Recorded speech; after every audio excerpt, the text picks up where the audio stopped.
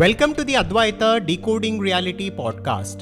In today's episode, I will talk about the movie Matrix and Vedanta.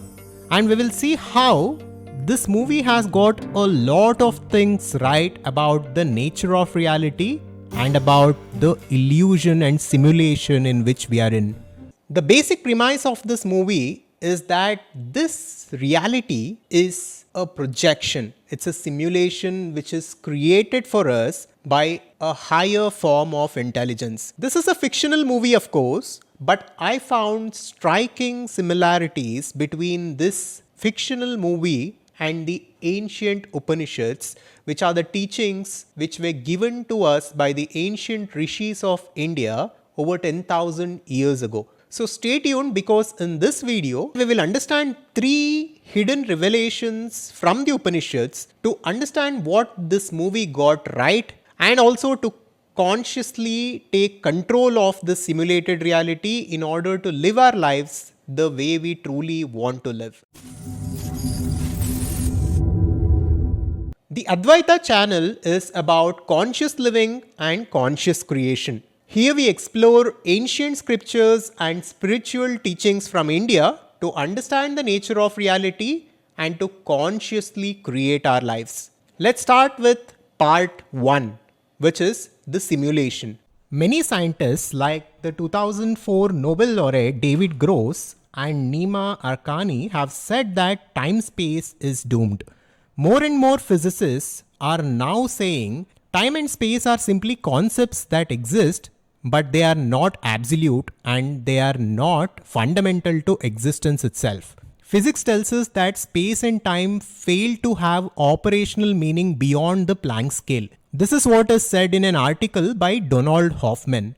Before this theory, most of the scientific community and most of the theories on the nature of reality were based on the fact that time-space reality is fundamental and everything else comes after that. But this theory and his research basically shows us that time and space is simply an illusion, or time and space are not fundamental to existence. But this was known to the ancient rishis of India thousands of years ago. What did they tell about the nature of reality? And if time and space is not fundamental to existence, then what is? What is beyond time space? This we will look at in the next part. But here we need to understand that time space reality is simply a projection. It is not fundamental to existence. It is just a concept that exists, but it is not existence itself. There is something beyond this. There is something beyond the simulation which is actually real, which is actually what this universe is about. The ancient Upanishads talk about a concept called Maya. Maya is simply the veil of illusion, and this Maya has 2 qualities. One is projection.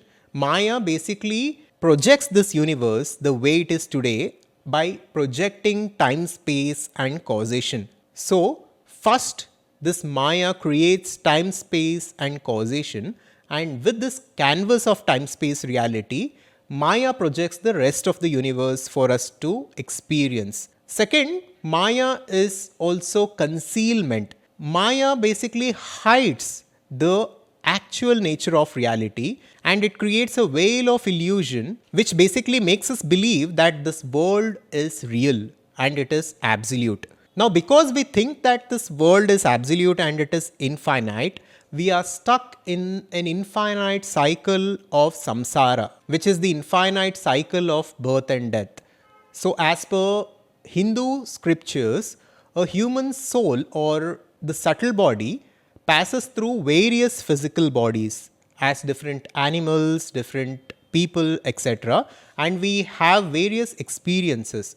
And as we have these experiences, we accumulate karma and we go on gathering more and more data and information within our system. And because of this, we are born again and again. And this cycle is infinite until and unless we break it. With this, let us come to part 2, which is the consciousness. Here, we need to understand the principle of Brahman. Upanishads describe Brahman as the absolute reality, and Brahman is God.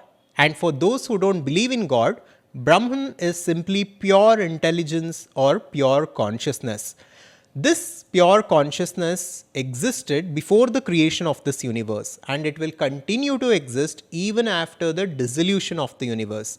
And this universe itself is nothing but Brahman. It is nothing but consciousness itself. Adi Shankaracharya said, Brahma Satya Jagat Mithya Jiva Brahmaiva Napara, which translates to Brahman alone is real, this world is simply an appearance, and the individual Jiva is one with that infinite Brahman. This we will understand by the end of this video. Now let us understand certain verses from the Chandogya Upanishad to understand the nature of this existence. Chandogya Upanishad at one place says, Sarvam Kalvidam Brahma, which translates to everything is Brahman. So, every aspect of this existence is that pure intelligence or pure consciousness. This is why we find intelligence everywhere. We find intelligence in a blade of grass, in an animal, in a bird, in an insect. So, intelligence is everywhere. And this pure intelligence which governs the universe is Brahman. And this Brahman existed before the universe and it will exist after the universe. And the same Chandogya Upanishad also says Tattvamasi, which translates to you are it, that thou art. Here, the Chandogya Upanishad is telling us that you and me are in fact that infinite pure consciousness, the principle of God within which the universe has emerged.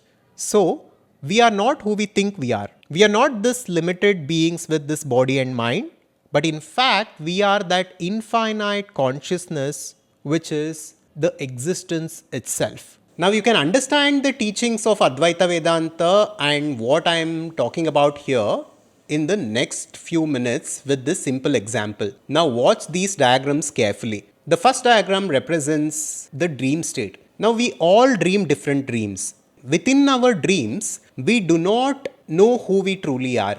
We identify ourselves with a dream ego and we experience various things in the dream world. We talk to different people, we go on hiking, we climb mountains, etc. in our dreams.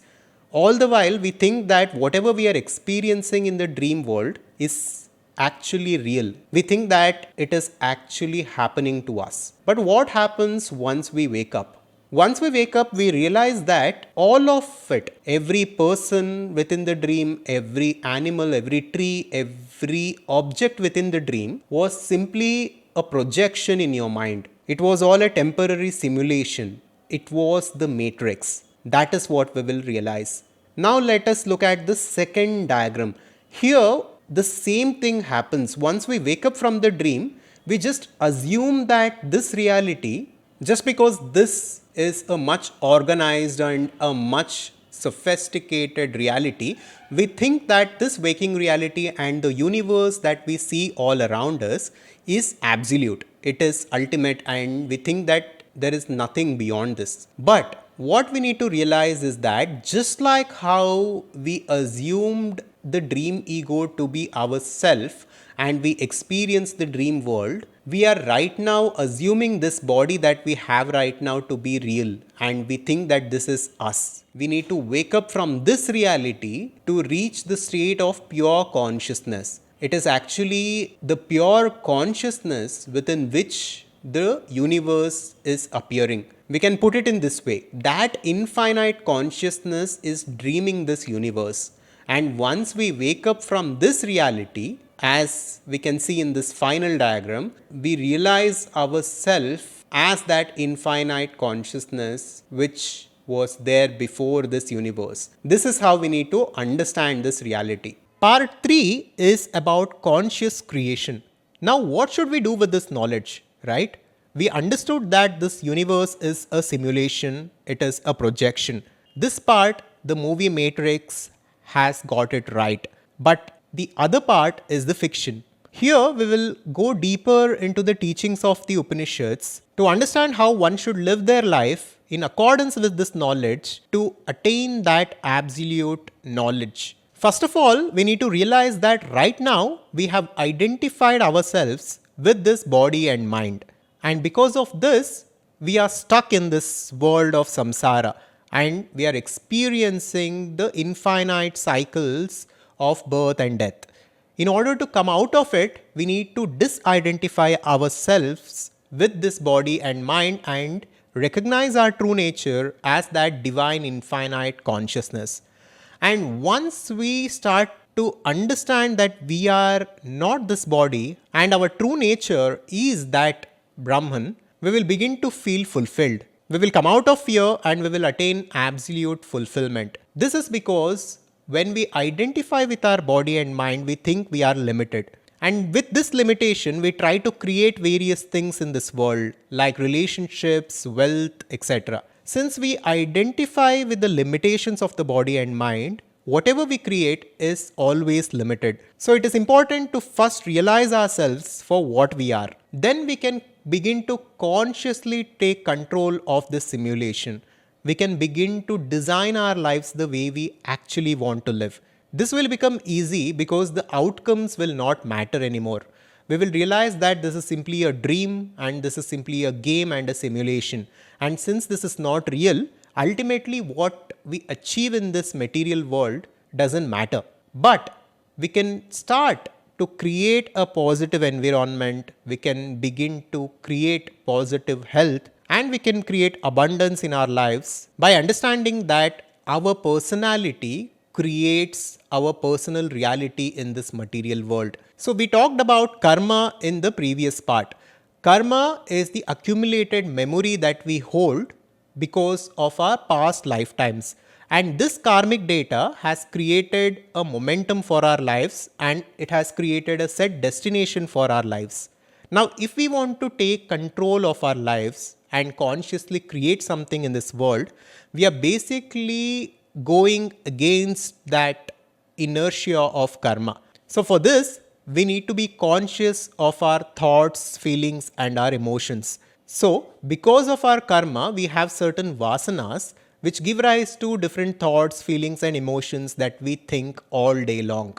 Because of all this, we are living a certain kind of life right now, and this is how our personality has created a personal reality for us. This was happening unconsciously. Now, with this knowledge, we can start to consciously craft a new personality. We can come out of the vasanas that were created because of our karma through conscious living, through understanding of this knowledge. And we can also start to live the way we actually want to live, and we can also create the life that we actually enjoy by crafting a new positive personality.